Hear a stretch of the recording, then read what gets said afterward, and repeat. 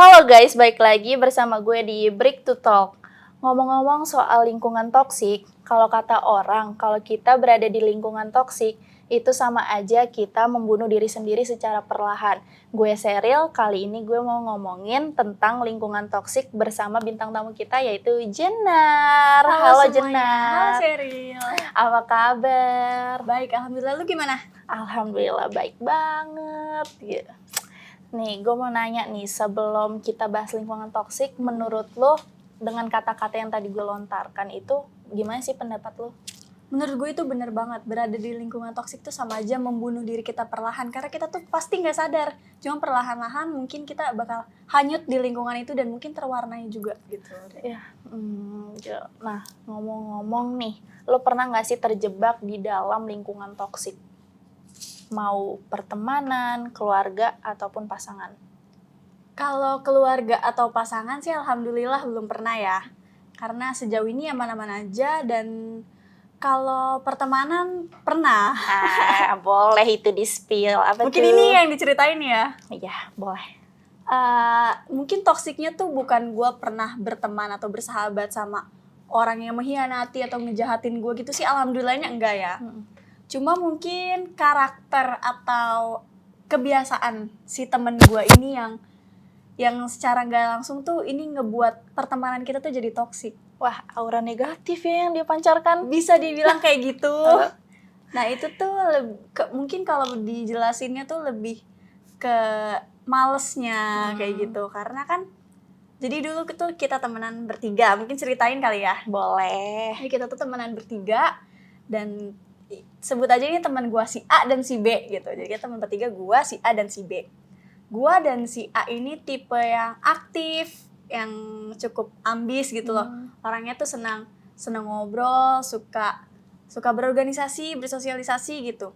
Sedangkan kalau si B ini dia cukup suka berteman, cukup friendly juga, cuma untuk dalam kegiatan resmi yang aktif, yang ambisi di akademisi itu kurang. Bukan kurang, malah kayak nggak ada. Jadi kayak maunya main doang gitu loh. Ya ampun, gak ada serius-seriusnya dong kalau kayak gitu. Bisa dibilang kayak gitu. Jadi makin lama tuh tanpa kita sadarin ya, kalau gue ngerasa karena dia misalnya gue mau ngelakuin kegiatan apa gitu di organisasi ini, atau si teman gue yang A ini juga mau ikut terlibat di suatu organisasi atau kegiatan sekolah yang resmi gitu, dia kayak aduh mager gue kalau kayak gitu-gitu. Jadi kayak kita kayak agak mungkin di situ karena usianya juga belum matang, jadi agak suka ke bawah, iya ngapain ya gue ikut kayak gitu, kayak so ambis banget sih, so ini banget. Jadi kayak ngerasanya kayak terpengaruh iya, gitu benar, ya. tanpa kita sadar gitu. Mungkin dia juga nggak bermaksud kayak gitu, cuma karena karakter dia yang begitu, yang malas, yang nggak suka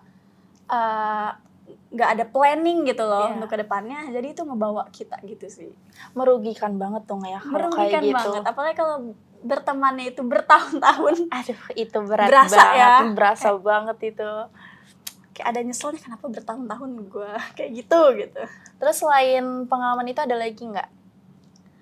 Kalau itu mungkin pas kecil ya. Nah, kenapa pas tuh? SD.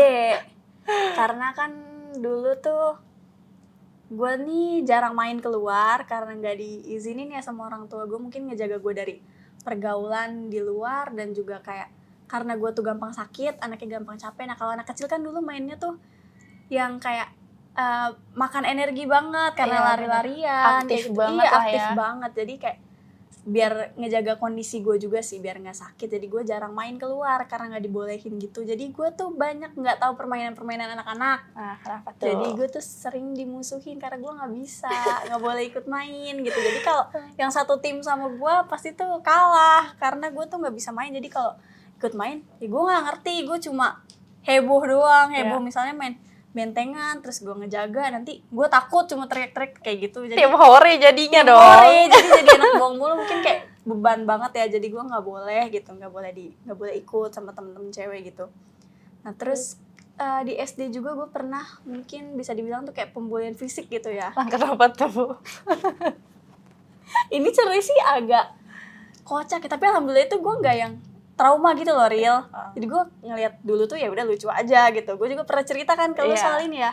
Jadi karena dulu ya gue bilang gue gampang sakit kayak gitu, itu tuh kan diketahui juga sama teman-teman gue. Nah terus gue tuh diikutin bela diri silat gitu sama orang tua gue. Nah terus sampailah berita tentang itu tuh ke sekolahan, ke teman-teman sekolah. Terus jadi gue kayak diledekin, Jenar masa kayak Jenar ikut silat emang bisa kayak gitu, upacara aja pingsan mulu masa ikut silat kayak gitu-gitu. Jadi kayak ada orang nih, kan dulu SD suka ada kayak pentolan-pentolan gitu, ada nggak sih dulu? Ada, pasti ada.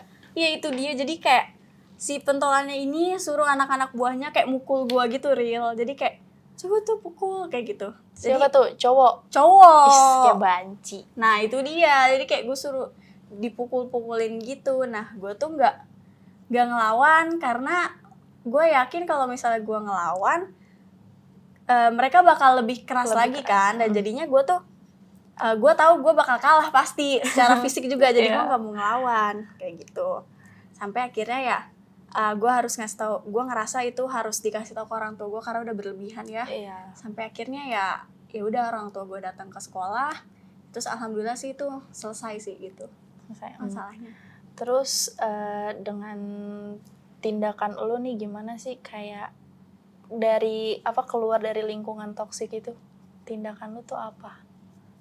Kalau pas SD mungkin karena gue ngerasa gue nih berada di lingkungan itu tuh maksudnya bisa terjebak pembulian itu karena faktornya itu karena fisik ya, kondisi fisik gue lemah gitu.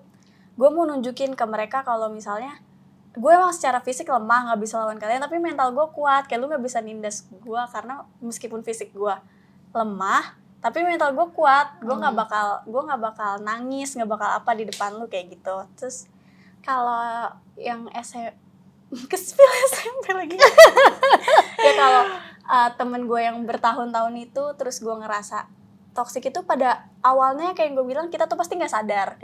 Mungkin sebenarnya sadar juga, cuma kita tuh ngasih pembiaran karena itu teman kita.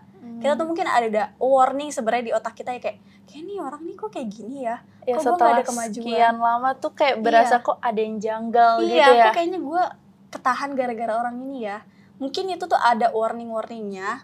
Cuma kita ngasih pembiaran karena itu teman kita, dia baik, emang baik, hubungannya juga baik sih sampai sekarang, cuma udah nggak dekat gitu.